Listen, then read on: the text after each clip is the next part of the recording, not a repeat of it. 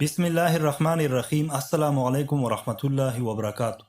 حضرت سعد الاسود رضی اللہ تعالیٰ عنہ کا اصل نام تو سعد تھا، لیکن ان کی غیر معمولی سیاہ رنگت کی وجہ سے لوگ ان کو سعد الاسود یا اسود کہا کرتے تھے۔ حضرت سعد الاسود رضی اللہ تعالیٰ عنہ نے بارگاہ رسالت میں عرض کیا، یا رسول اللہ صلی اللہ علیہ وسلم، میں نکاح کرنا چاہتا ہوں، لیکن کوئی شخص میری بدصورتی کے سبب مجھ کو رشتہ دینے پر راضی نہیں ہوتا۔ میں نے بہت سے لوگوں کو پیام دیے، لیکن سب نے رد کر دیے۔ ان میں سے کچھ یہاں موجود ہے اور کچھ غیر حاضر ہے۔ رحمت عالم صلی اللہ علیہ وسلم جانتے تھے کہ اس سیاہ فام شخص کو اللہ تعالیٰ نے نورانی جبلت عطا کی ہے، اور جوش ایمان اور اخلاص فی الدین کے اعتبار سے اس کا مرتبہ بہت بلند ہے۔ حضور صلی اللہ علیہ وآلہ وسلم سراپائے رحمت تھے، بے کسوں اور حاجت مندوں کے ملجا و ماوا تھے۔ اپنے ایک جانثار کی بے کسانہ درخواست سن کر آپ صلی اللہ علیہ وسلم کی شان رحیمی نے گوارا نہ کیا کہ لوگ اس کو محض اس وجہ سے ٹھکرائے کہ وہ ظاہری حسن و جمال سے محروم ہے۔ آپ صلی اللہ علیہ وسلم نے فرمایا، سعد گھبراؤ نہیں، میں خود تمہاری شادی کا بندوبست کرتا ہوں۔ تم اسی وقت عمرو بن وہب ثقفی رضی اللہ تعالیٰ عنہ کے گھر جاؤ اور سلام کے بعد ان سے کہو کہ رسول اللہ صلی اللہ علیہ وسلم نے آپ کی بیٹی کا رشتہ میرے ساتھ کر دیا ہے۔ حضور صلی اللہ علیہ وآلہ وسلم کا ارشاد سن کر حضرت سعد الاسود رضی اللہ تعالیٰ عنہ شادہ و فرحہ حضرت عمرو بن وہب رضی اللہ تعالیٰ عنہ کے گھر کی طرف چل دیے۔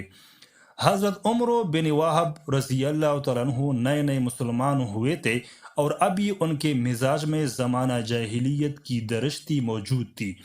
حضرت سعد رضی اللہ تعالیٰ عنہ نے ان کے گھر پہنچ کر انہیں سرور عالم صلی اللہ علیہ وسلم کے فرمان سے مطلع کیا، تو ان کو بڑی حیرت ہوئی کہ میری ماں پیکر ذہین و فتین لڑکی کی شادی ایسے کریہہ منظر شخص سے کیسے ہو سکتی ہے۔ انہوں نے سوچے سمجھے بغیر حضرت سعد رضی اللہ تعالیٰ عنہ کا پیام رد کر دیا اور بڑی سختی کے ساتھ انہیں واپس جانے کے لیے کہا۔ سعادت مند لڑکی نے حضرت سعد رضی اللہ تعالیٰ عنہ اور اپنے باپ کی گفتگو سن لی تھی۔ جو ہی حضرت سعد رضی اللہ تعالیٰ عنہ واپس جانے کے لیے مڑے، وہ لپک کر دروازے پر آئی اور آواز دی، اللہ کے بندے واپس آؤ، اگر واقعی رسول اللہ صلی اللہ علیہ وسلم نے تمہیں بھیجا ہے تو میں بخوشی تمہارے ساتھ شادی کے لیے تیار ہوں۔ جس بات سے اللہ اور اس کا رسول صلی اللہ علیہ وسلم راضی ہے، میں بھی اس پر راضی ہوں۔ اس اثناء میں حضرت سعد رضی اللہ تعالیٰ عنہ آگے بڑھ چکے تھے۔ معلوم نہیں انہوں نے لڑکی کی بات سنی یا نہیں۔ بہر صورت بارگاہ رسالت میں حاضر ہو کر سارا واقعہ عرض کر دیا۔ ادھر ان کے جانے کے بعد نیک بخت لڑکی نے اپنے والد سے کہا، ابا، قبل اس کے کہ اللہ آپ کو رسوا کرے، آپ اپنی نجات کی کوشش کیجئے۔ آپ نے بڑا غضب کیا کہ رسول اللہ صلی اللہ علیہ وسلم کے فرمان کی پرواہ نہ کی اور حضور صلی اللہ علیہ وسلم کے فرستادہ کے ساتھ درست سلوک کیا۔ عمرو بن وہب رضی اللہ تعالیٰ عنہ نے لڑکی کی بات سنی تو اپنے انکار پر سخت پشیمان ہوئے اور ڈرتے ہوئے بارگاہ نبوی میں حاضر ہوئے۔ حضور صلی اللہ علیہ وسلم نے ان کو دیکھ کر فرمایا، تم ہی نے میرے بھیجے ہوئے آدمی کو لوٹایا تھا۔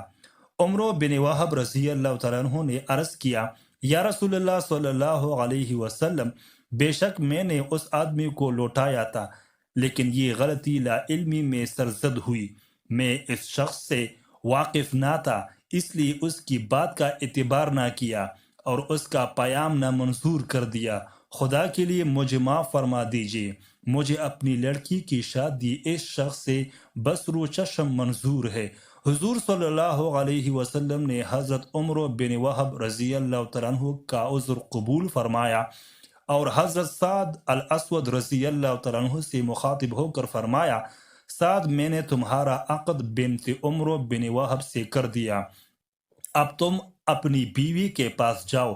رحمت عالم صلی اللہ علیہ وسلم کا ارشاد سن کر حضرت سعد رضی اللہ تعالیٰ عنہ کو بے حد مسرت ہوئی، بارگاہ نبوی صلی اللہ علیہ وسلم سے اٹھ کر سیدھے بازار گئے اور ارادہ کیا کہ نوبیاہتا بیوی کے لیے کچھ تحائف خریدے۔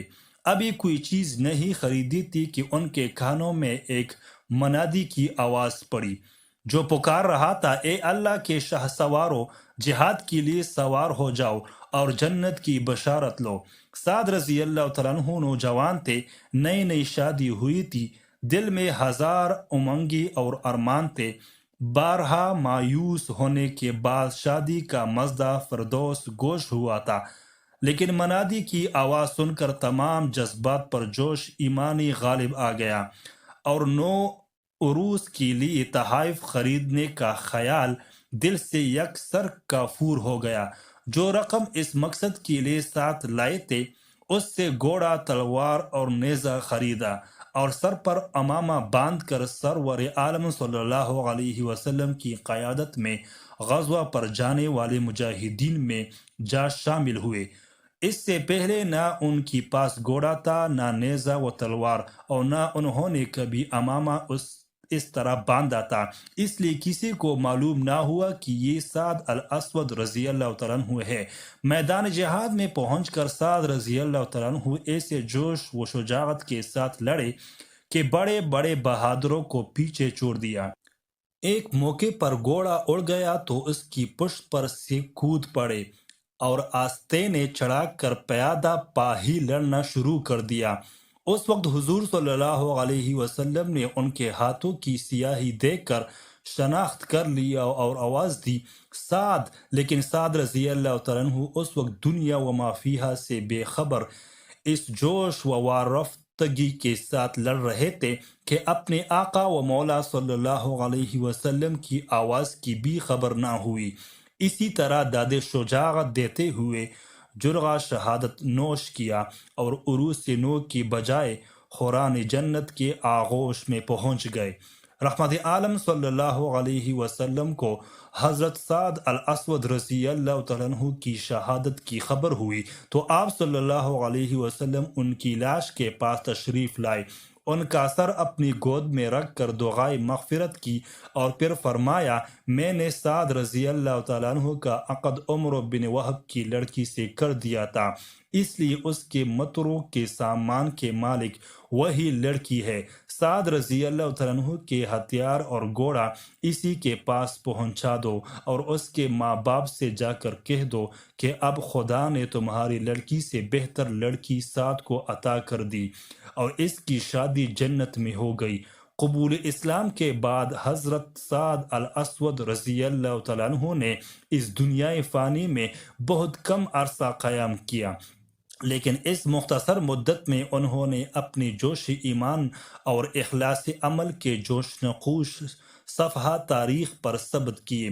وہ امت مسلمہ کے لیے تا ابد مشغل راہ بنے رہیں گے۔ اس ویڈیو کو لائک کریں اور چینل کو سبسکرائب کریں۔ شکریہ۔